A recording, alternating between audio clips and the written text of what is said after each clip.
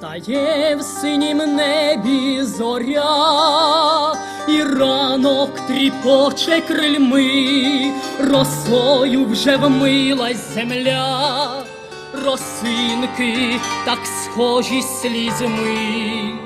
А я молюсь за Україну, щоб сонце Божої краси зігріло землю мою рідну промінням лагідним своїм.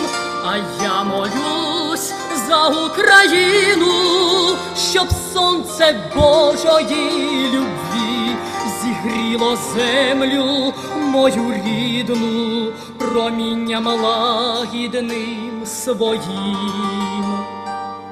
Скрізь чути чорнобильський дзвін, і плаче в колисці дитя, на шлях до провалля привів, висить, мов на нитці життя.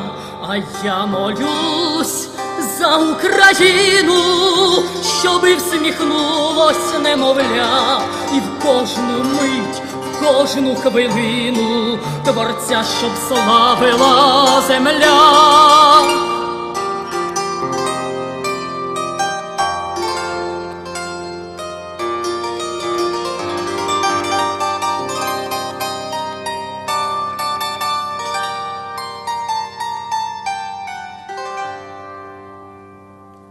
Ісусових ніг тихий крок вже чує планета уся, бо Він є єдиний твій Бог, надія, о земле твоя. Схились до Нього, Україно, і за любов прослав Творця.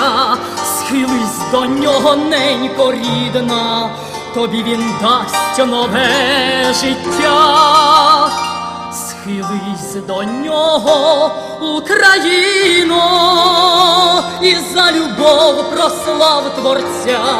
Схились до Нього, ненько рідна, тобі Він дасть нове життя. Слава Ісусу!